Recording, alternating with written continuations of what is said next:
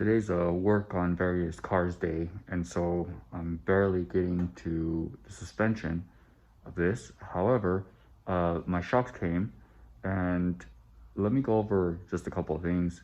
This is the box in which they came in. I haven't even opened them yet, but basically, it wasn't the smoothest transaction dealing with them.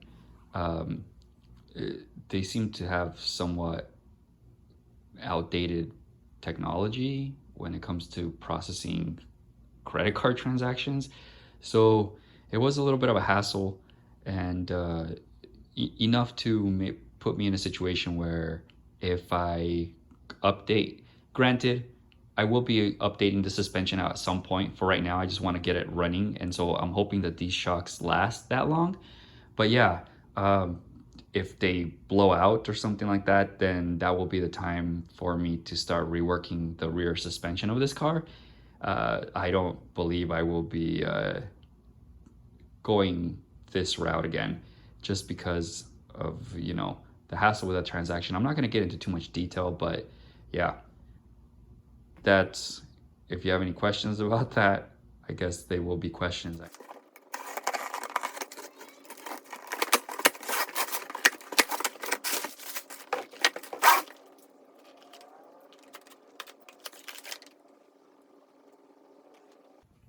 I'm not necessarily impressed.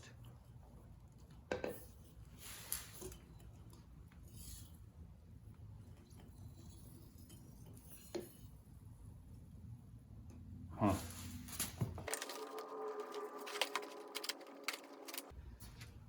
Okay, so I'm jumping a little bit ahead. I've already removed the shock or coilover.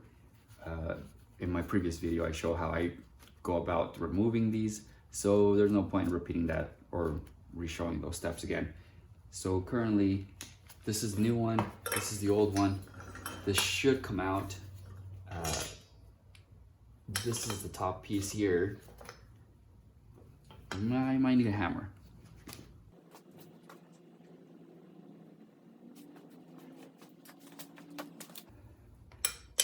Okay, these don't go down, so the shock won't come out this way, but it won't come out like that, but it should come downward. And actually, because that's the top, it's not going to come out of there. It only comes out from the bottom down here. So I'm going to hit those off real fast.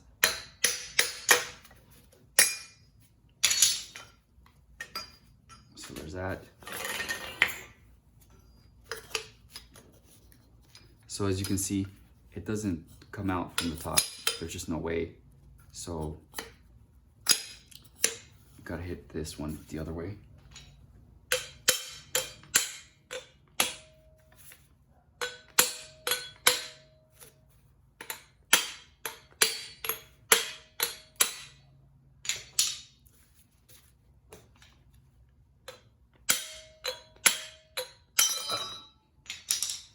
And that's that. So now this is the top piece, and that would be the top. So that will go like that. And then this bottom one will go down here, but the coil needs to go in there first.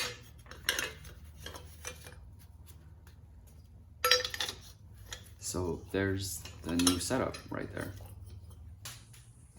One thing I'm realizing is that this is the top piece, right? This one on here, it's really snug. Like I have to almost hit it in. Well, yeah, I actually have to hit it in to get in there. And this one, there's about maybe a good 2 millimeter gap all the way around. I don't believe it's gonna cause any issues because it's going to be, there's bushings that go in between here.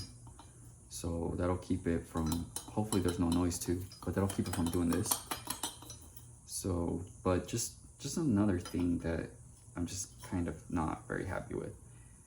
At this point, if this doesn't work out and it does cling around too much or something, I'll either make a bracket or a metal washer that will go in here that'll keep it in place, or I'll add like a rubber bushing or something. Based on how, even coilovers work, there shouldn't be any reason why this shock's going like this. But But yeah, just kind of a little irritated with this company, or yeah, just as a whole. Didn't start out well. It's not really ending well. So definitely will think twice about that rear suspension setup going forward if this shock calls it good. I got down there and was ready to put this in, and there's that nick there. So these are, I don't know how well you can see, they stick out a little bit outside of the bushing, and that, especially this one, this side, and unfortunately that's enough to not squeeze into the brackets that the original ones, these ones, are in. So it seems like these are just a little too big. So I have to take a file and file this, because it's either that or spreading the brackets, and those brackets are very, very thick. I'd rather just take a file to this. All right, so this one's in. That bolt back there, oh my gosh, up all the way. Let me see if I can point up there. Yeah, that bolt, oh my goodness. And that, to tighten that nut was a nightmare. This line that comes out right here, that's a hard line. And so you can't really squeeze too much of anything up there. My hand, it's really tight to get in there. Any tools is really hard to get in there. I think if I had a lift, if I had it on a lift, and I could stick my hand through like this gap up here, like my arm up here, maybe. But for right now, I tightened it as tight as I could, and so we're gonna go from there. I thought I was recording, but I guess I wasn't, as I was doing all this. And so, but my channel's not really a how-to, especially on this car. It's got so much custom stuff that I don't really know how much of it could transfer to someone else needing to follow the certain steps. But here, you know, there's my setup, and you get to kind of see the setup that's on this car from various videos. So also I mentioned what parts I get and everything like that, so you kind of can get an idea if you ever decided to, if you liked something here and you wanted to do it similar to mine. But now it's time to go to the other side, and then once I get that done, then the back is complete. Well, so I guess there's a reason why you empty out all the contents in a box, just in case. So this strip is what's supposed to go in around the shock here, because there was that gap between the bracket. So as you can see here, so you're supposed to put that strip down right there. And they only gave me one though, but there was a gap between, like on the top and on the bottom. However, I could probably cut this in half, and then I'd have enough for the top and the bottom. However, I also just put that shock all the way in, like tightened it and everything. Debating whether it's even worth taking down. Probably is, so just to keep it.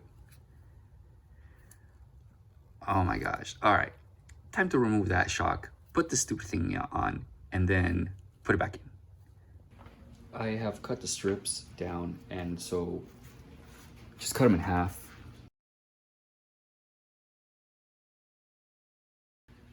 It says to line it up with the hole there, and then make a mark. That way you kind of get an idea of where it's supposed to go. And so that is what I will be doing here.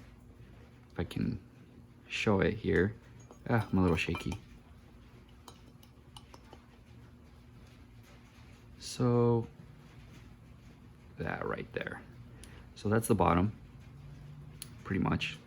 So I need to be a little bit above that line.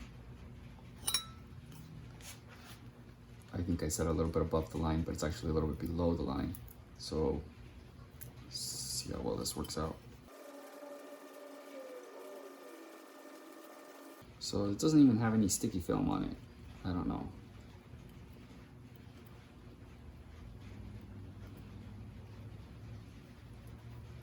All the sticky stuff's on this side.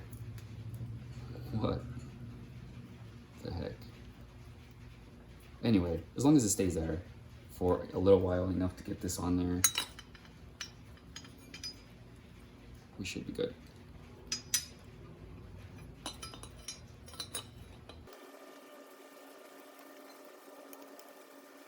I don't know if that was really worth it. It's on there, but it's not like there's no adhesive on this, so who knows how long it'll last. I think it was not worth the effort. Also, just when I go to do the bottom one, that's going to be interesting because again, no adhesive, so I'm going to have all this pressure coming down, trying to move the piece off the bottom. This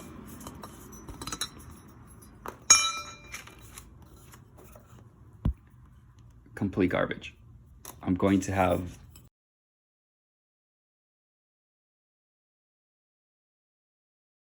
done with it, just gonna put that thing on top, and these things come off when you try to install this anyway, because this moves around so much. So I've got the second shock out, so now I just need to swap out the parts. So I need to take this off and get that piece off, put this inside there. So probably gonna require some hammering though.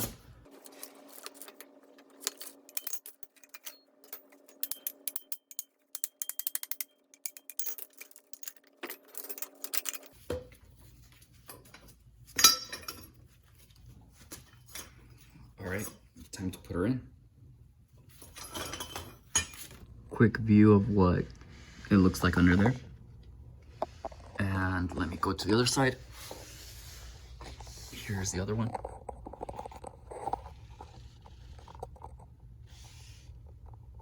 All installed. All right, second one is on, so it's time to move up here to the front. We're actually going to stop this video here. The reason being is that it's getting kind of long and I don't want to make a part 1 or a part 2 video. Instead, we're going to just call this the rear suspension update, and the front suspension will just be its own video.